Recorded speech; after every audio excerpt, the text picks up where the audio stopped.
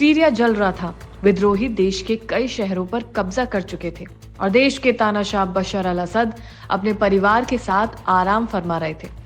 असद ने सबको धोखा दिया है, देश के लोगों को ही नहीं बल्कि परिवार को भी धोखा दिया है। ये आरोप है सीरिया के पूर्व राष्ट्रपति बशर अल असद के भाई हाफिज मुंतर अल असद का। हाफिज चचेरे भाई हैं असद के, जिन्होंने ये तमाम आरोप लगाए हैं। उन्होंने आरोप लगाया है कि बशर ने उन्हें और उनके परिवार को सीरिया छोड़ने के बारे में कुछ नहीं बताया था। असद खुद तो देश छोड़कर रूस भाग गए, लेकिन हाफिज और उनके परिवार ने जैसे तैसे पहाड़ों में छिपकर अपनी जान बचाई। हाफिज मुंतर अल असद ने इंटरव्यू में कहा कि बशर अल असद ने न केवल अपने परिवार को धोखा दिया बल्कि उन्हें शर्मिंदा भी किया है। उन्होंने कहा कि ये देशद्रोह था। असद को हमें बताना चाहिए था कि क्या हो रहा था, लेकिन हमें तो मीडिया से खबर मिली कि असद भाग गए हैं। उन्होंने ये भी कहा कि बशर ने किसी को भी हालात का सच नहीं बताया, यहाँ तक कि अपने भाई माहिर अल असद को भी नहीं बताया। हाफिज ने यह भी बताया कि बशर के देश छोड़ने के बाद रूस ने उन्हें राजनीतिक शरण दी। इस दौरान उनका परिवार पहाड़ों में जा छिपा, जबकि माहिर अल असद पहले लेबनान, फिर इराक और आखिर में रूस गए।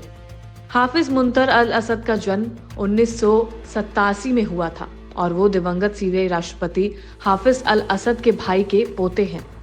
असद परिवार से होने के कारण उन्हें सत्ता में कई फायदे मिले और वो बशर के प्रमुख व्यापारियों में से एक थे। हालांकि जब विद्रोहियों ने असद की सरकार को उखाड़ फेंका तो हाफिज का कहना है कि तब से उनका असद परिवार से कोई संपर्क नहीं हुआ है। असद परिवार की सत्ता ने सीरिया में सालों तक आतंक और क्रूरता का राज कायम रखा और अब हाफिज मुंतर अल असद की ये बयानबाजी इस बात का संकेत देती है कि असद परिवार ने न केवल अपने देशवासियों बल्कि अपने परिवार के सदस्यों के साथ भी विश्वासघात किया है। अब हाल ही में बशर अल असद की पत्नी अस्मा अल असद ने मॉस्को में जीवन को लेकर काफी चिंताएं जताई हैं। सीरियाई नेता असद देश छोड़कर भागे और रूस चले गए। रिपोर्ट के मुताबिक असद की पत्नी ने मॉस्को छोड़ने के लिए खास इजाजत मांगते हुए रूस की अदालत में अर्जी दायर की है। आसमा के पास ब्रिटेन और सीरिया दोनों की ही नागरिकता है और फिलहाल वो मॉस्को से कहीं दूसरी जगह जाना चाहती हैं।